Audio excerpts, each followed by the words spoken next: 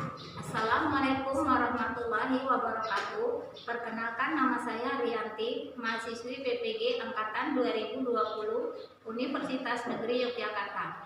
Hari ini Senin, tanggal 30 November 2020 akan melaksanakan praktek pembelajaran luring untuk kelas 4 bertemakan berbagai pekerjaan, subtema jenis-jenis pekerjaan. Adapun rangkaian kegiatannya adalah sebagai berikut.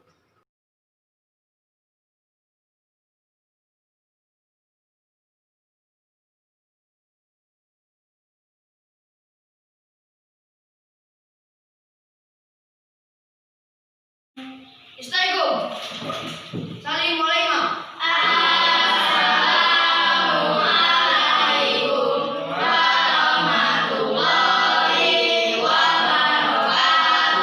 Waalaikumsalam warahmatullahi wabarakatuh. Idris. Ya, untuk mengawali kegiatan pembelajaran hari ini, marilah kita sama-sama membaca doa. Berdoa kita mulai. Bismillahirrahmanirrahim.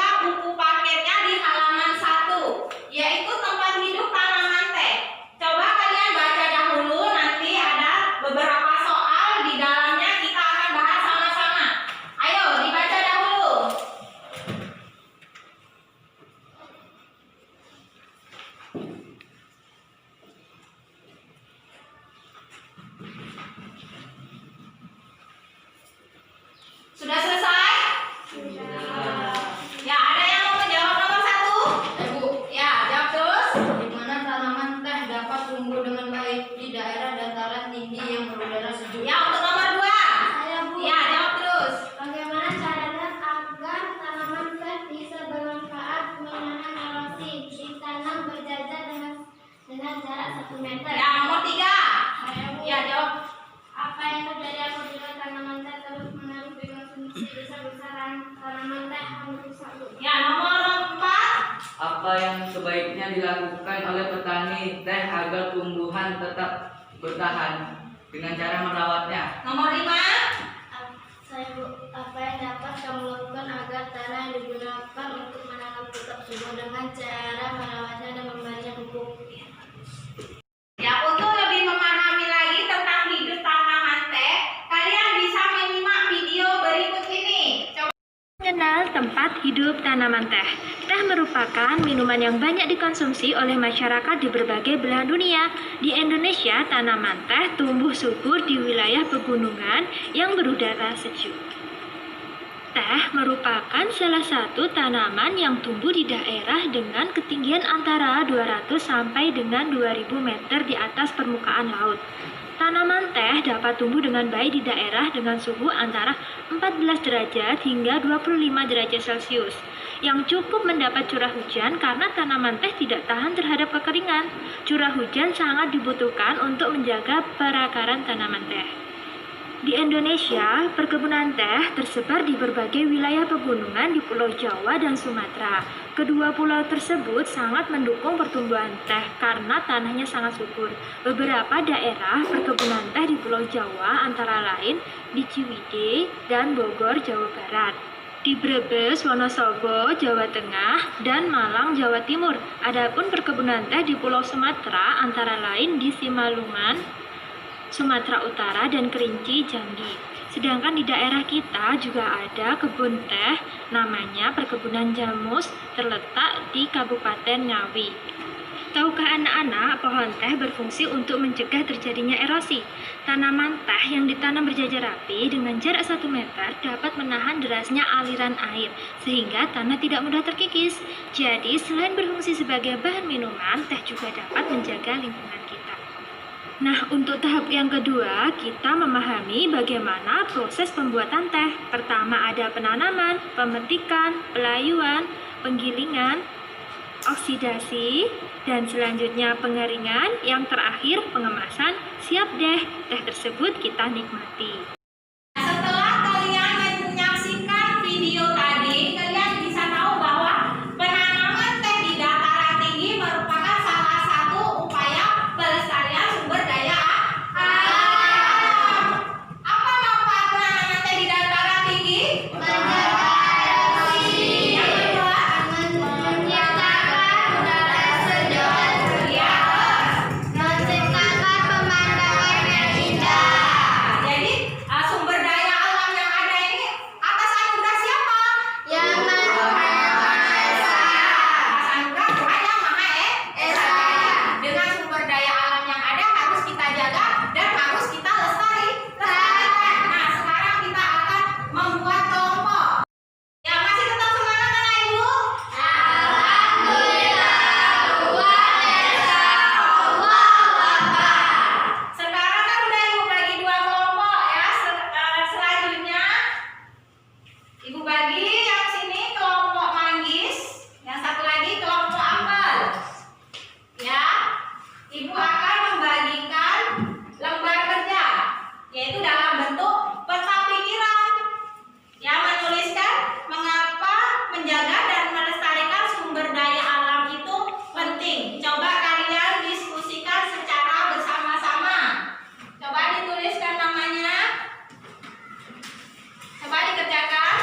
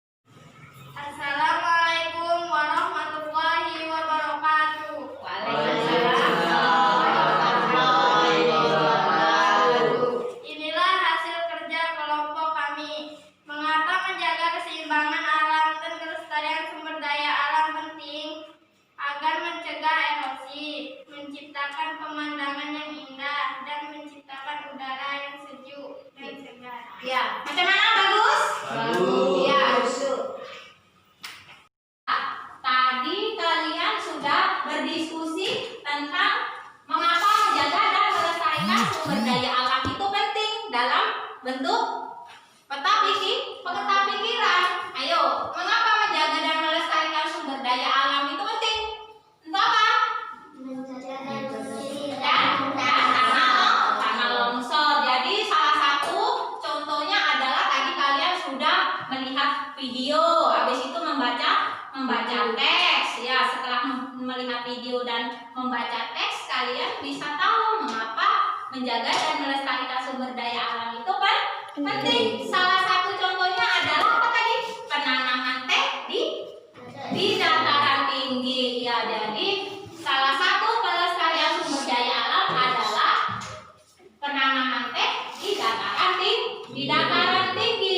Jadi penanaman teh di dataran tinggi itu salah satu upaya kita melestarikan sumber daya alam. Jadi sumber daya alam yang ada harus kita jaga dan harus kita lestarikan dan harus kita syukuri. Coba siapa yang masih ingat mengapa menjaga dan melestarikan sumber daya alam itu penting? Siapa?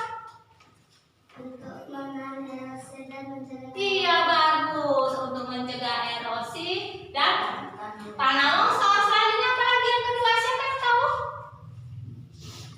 Menciptakan apa? Udara sejuk. Iya, menciptakan udara yang sejuk dan segar. Seandainya saja coba sumber daya alam kita ini habis, apa yang akan terjadi? Bumi kita akan rusak. Ya, bagus. Jadi hari ini sudah tahu kalian kan mengapa menjaga dan melestarikan sumber daya alam itu penting. Jadi kalian harus ingat. Masih ingat semua? Iya, jadi untuk pelajaran hari ini kalian harus ingat mengapa menjaga dan melestarikan sumber daya alam itu penting. Ya, anak-anak ibu, nah, jangan lupa untuk kalian baca-baca kembali di situ dengan soal-soal yang ada.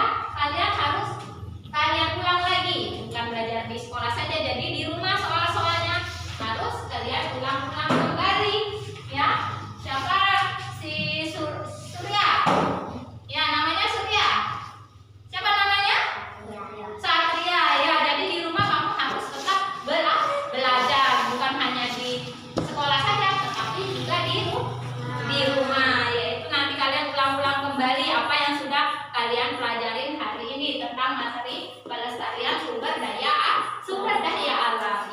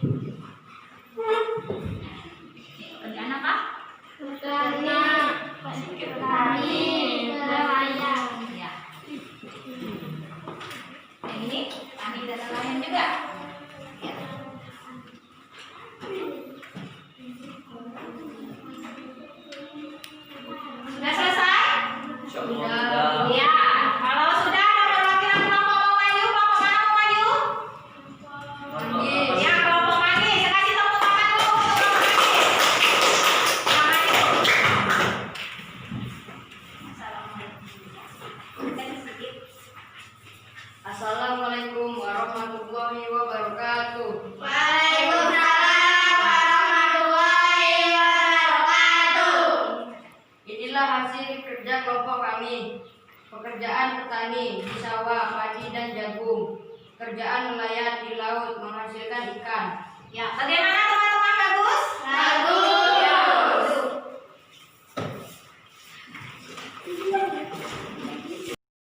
Ya, setelah kalian tadi berdiskusi tentang dua jenis pekerjaan dan perbandingan, kalian bisa tahu apa manfaat dari jenis-jenis pekerjaan yang ada di sekitar kita. Jadi kita lihat dulu dari pekerjaan pemetikan teh. Coba dari perkebunan teh. Pekerjaan apa saja yang terlihat di situ? Apa? Ya, terus. Iya, terus. Iya, di sini ada kebun teh ya, itu penanaman teh, pemeti teh, pengolahan teh, dan pengemasan teh. Coba sekarang kalian perhatikan pekerjaan yang ada di sekitar kalian. Coba pekerjaan apa saja, Nak? Iya, petani. Habis itu nelayan. Habis itu peternak. Habis itu apa lagi? Guru. Habis itu dokter. Terus polisi. Ya, jadi dari macam-macam pekerjaan yang kalian sebutkan tadi menghasilkan barang tersendiri-sendiri, menghasilkan penghasilan tersendiri-sendiri. Contohnya petani menghasilkan apa? Padi. Ya, padi menjadi beras. Habis itu nelayan. Menghasilkan ikan. Selanjutnya apa lagi tadi? Pekebun. Ya, pekebun sawit menghasilkan minyak. Habis apa lagi? Peternak menghasilkan apa? Menghasilkan hewan, misalnya sapi. Habis itu kambing, ayam, ya macam-macam ya, bebek, macam-macam. Jadi kamu bisa tahu dari jenis-jenis pekerjaan tersebut. Jadi ada bedanya, mempunyai kelebihan dan kekurangan masing-masing. Ya, di sekitar kalian. Nah, contohnya di tempat Laura ya. Coba pekerjaan apa yang ada? Iya, peternak di tempat si Laura ya. Ya, ada peternak. Kalau di tempat Surya, pekerja apa? Pekebun. Ya, ada pekebun apa? Iya, pekebun teh. Jadi pekebun teh yang ada di tempatnya. Jadi kalau teh menghasilkan apa? Teh minum ya. Teh bermanfaat untuk diminum. Dia bermanfaat untuk kesehatan tubuh kita dari apa yang diminum. Ya, selanjutnya coba kalian perhatikan di sini ya tentang pekebun teh. Coba ditengok itu di dataran mana? Di dataran tinggi. Ya, jadi tempat hidup tanaman teh itu di dataran tinggi.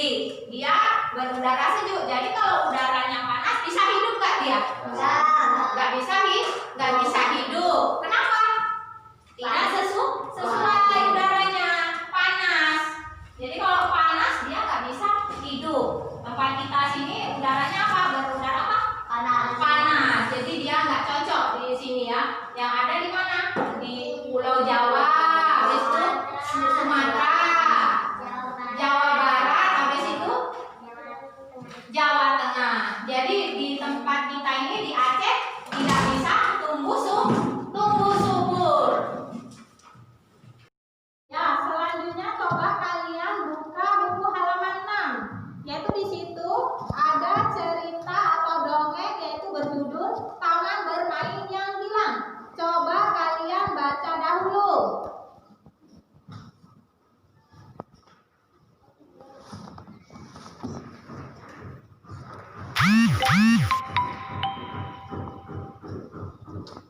Sudah selesai? Sudah. Selanjutnya di situ ada soal nomor 1 sampai nomor 3. Siapa mau jawab nomor 1? Ya, jawab terus. Siapa yang tinggal di dalam hutan bakau Kupi dan ayahnya? Ya, nomor 2. Saya, Bu. Apa yang bisa dilakukan Kupi dengan ayahnya? Bermain di gundukan pasir. Ya, nomor 3. Mengapa kupu sedih dan marah? Karena hutan bakau dirusak manusia. Ya. Selanjutnya untuk nomor 4, coba kalian gambarkan salah satu tokoh yang ada di dalam cerita. Coba kalian gambarkan. Keluarkan buku gambarnya, coba digambarkan.